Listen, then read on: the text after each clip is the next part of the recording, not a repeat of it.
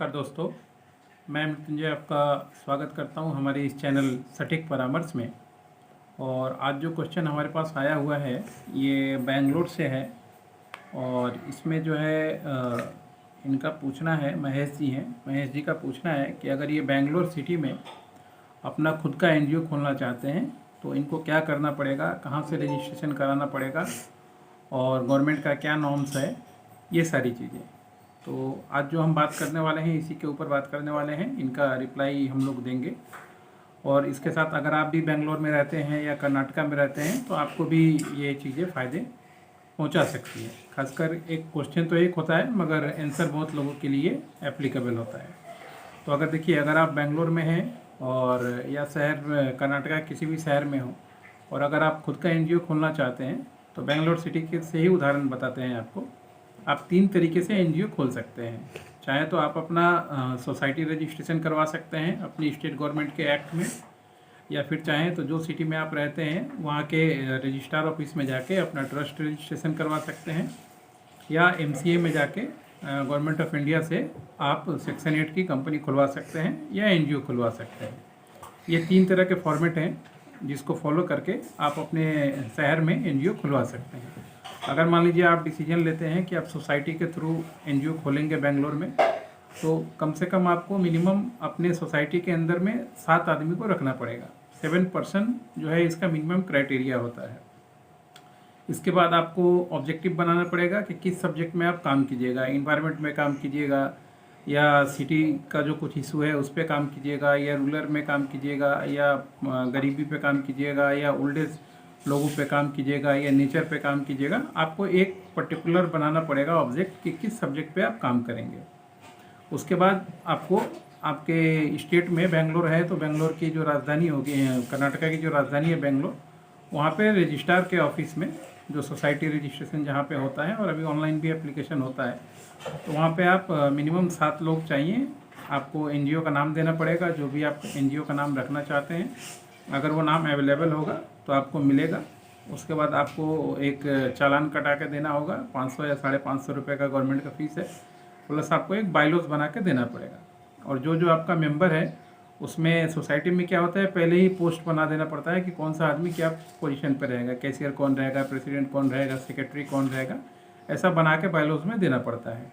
इसके बाद मिनिमम जो 7 आदमी हैं उन सबका आधार कार्ड, सबका पैन कार्ड और mobile number, email ID, plus जहाँ पे आप ऑफिस खोलिएगा तो वहाँ पे आपका ऑफिस खुद का है या आपने किराए पे लेके रखा है या रेंटेड है, उसका प्रूफ, प्लस इलेक्ट्रिसिटी बिल वगैरह और प्रॉपर्टी का टैक्स का पेपर। अगर खुद का है तो ठीक है, अगर रेंटेड है तो जो ऑनर है उसका। ये हुआ सोसाइटी के माध्यम से आप एनजीओ बना सकते हैं। इसके अलावा दूसरा है ट्रस्ट के माध्यम से आप चाहें तो बेंगलोर सिटी में एनजीओ बना सकते हैं। इसमें मिनिमम 3 आदमी ही चाहिए होता है। तीनों का Aadhaar card, PAN card, mobile number, email ID लेके आप अपना एक डीड बना के, किसी लॉयर का भी हेल्प ले सकते हैं, ट्रस्ट डीड जिसको बोलते हैं, ट्रस्ट डीड बना के उसका वैल्यूएशन रख के वहाँ का जो रजिस्ट्री ऑफिस है वहाँ से आप अपने उस डीड को रजिस्ट्रेशन करवा सकते हैं। और मिनिमम 3 आदमी चाहिए होता है। इसमें एक हेयरिंग भी होता है और हेयरिंग में तीनों आदमी को जाना पड़ता है।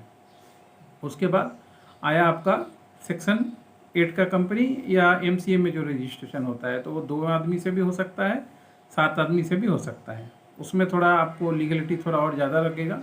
आपको एड्रेस प्रूफ, आईडी प्रूफ, आपका जो पर्सनल केवाईसी है वो तो देना ही होगा, प्लस जहाँ आपने ऑफिस किया उसका पूरा टैक्स का पेपर, इलेक्ट्रिसिटी बिल, अगर आपका बैंक अकाउंट है तो उसका प्रूफ, ये सारा कुछ आपको देना पड़ेगा। फिर उसमें डीएससी बनता है, फिर आपका डीन बनता है, फिर एमओए निकलता है, फिर आरओसी निकलता है। तो उसमें थोड़ा सा टाइम लेता है, मगर ये तीनों फॉर्मेट आप फॉलो करके चाहे तो आप अपने शहर में बेंगलोर में एनजीओ खोल सकते हैं खुद का और काम कर सकते हैं। एक बार आपका ये रजिस्ट्रेशन कंप्लीट हो जाता है तो ये पहला स्टेज है। इसके बाद आपका सेकेंड स्टेज आता है कि इसका पेपर देके आपको पैन कार्ड बनाना पड़ेगा। पैन कार्ड बना के उसके बाद फिर आपको करेंट अकाउंट खुलवाना पड़ेगा। बहुत से लोग यहाँ पे गलती करते हैं क्या कि सारा कुछ करवा लेते हैं मगर जाके सेविंग अकाउंट खुलवा लेते हैं, तो वहाँ पे जाके मामला गड़बड़ हो जाता है, बाद में और भी गड़बड़ हो जाता है। तो आपको करेंट अकाउंट खुलवाना है। करेंट अकाउंट खुलवाने के बाद आप जो भी मैटर पे काम कीजिएगा वो सारा कुछ अपना डिज़ाइन बनाइए, प्रोजेक्ट बनाइए और नीति आयोग के वेबसाइट पे अपना रजिस्ट्रेशन करवा लीजिए। गवर्नमेंट ऑफ इंडिया का है, ताकि गवर्नमेंट को भी पता लगे कि बेंगलोर शहर में कोई एनजीओ है जो ये सब्जेक्ट पे काम कर रहा है। उसमें सारा डिटेल ही रहता है, क्या ऑब्जेक्ट पे काम करेंगे, कौन कैशियर है, कौन प्रेसिडेंट है, कौन सेक्रेटरी है, बायलॉज का पेपर भी अपलोड करना पड़ता है, ताकि अगर गवर्नमेंट को भी कुछ ज़रूरत पड़े तो आपसे हेल्प ले सके या कुछ काम हो तो आपको दे सके। ये तरीका है। अब इसके बाद का तरीका आपका खुद का है कि किस तरीके से आप फंडिंग का व्यवस्था करते हैं, मार्केटिंग करते हैं, एडवर्टाइजमेंट करते हैं, कितना काम करते हैं, कितने लोगों को मेंबर बनाते हैं। ये सब खुद का इवेंट है, पार्ट टू पार्ट क्लियर किया जाता है। और बहुत सी एनजीओज हैं जो कंपनी की तरह काम कर रही हैं। तो ये तरीका फॉलो करके आप बेंगलोर शहर में अपना खुद का एनजीओ बना के सोशल वर्क का काम कर सकते हैं। और बेंगलोर जो शहर है काफ़ी इस दिशा में सही भी है, क्योंकि बहुत सारी स्टार्टअप कंपनियां हैं जिनका 100 करोड़ से ज़्यादा रेवेन्यू हो चुका है, तो उनको सीएसआर फंड देना पड़ता है या सीएसआर एक्टिविटी करना पड़ता है। तो अगर आप बेंगलोर शहर का चुनाव करते हैं तो आपके लिए बहुत अच्छा है। आप उस शहर में आराम से सर्वाइव भी कर जाइएगा। और फंडिंग का भी अगर आपका थोड़ा सा टेक्नोलॉजी ठीक रहे, व्यवस्था ठीक रहे, तो आप काम कर सकते हैं और आपको फंड मिलने में भी कोई दिक्कत नहीं आएगी। ये था दोस्तों कि अगर आप बेंगलोर सिटी में एनजीओ खोलना चाहते हैं तो किस तरीके से खोल सकते हैं। अगर आपको इसमें हमारी कोई भी मदद चाहिए तो आप हमें व्हाट्सअप कर सकते हैं। 9230222490 है हम लोगों का नंबर, जो कंपनी के लोग हैंडल करते हैं हमारे। तो आप उस पर व्हाट्सअप कीजिएगा, आपको और भी डिटेल जानकारी मिल जाएगी। और अगर आप मिलना भी चाहते हैं तो अगले 3 महीने के लिए बेंगलोर में हमारी टीम है वहाँ पे, तो आप मिल के भी चाहे तो अपना काम करवा सकते हैं। मगर जो मिलने के लिए जो कंसल्टेंसी चार्जेस होगा वो आपको पे करना पड़ेगा। आशा करता हूँ ये वीडियो आपको काफ़ी जानकारी देगा। इसी तरीके से हमारे चैनल को फॉलो कीजिए और सपोर्ट कीजिए, क्योंकि बहुत सारे रिलेटेड फील्ड पे या बिजनेस पे नए लोगों के लिए हम लोग सही जानकारी यहाँ पे लेके आते हैं। आज के लिए इतना ही दोस्तों, नमस्कार।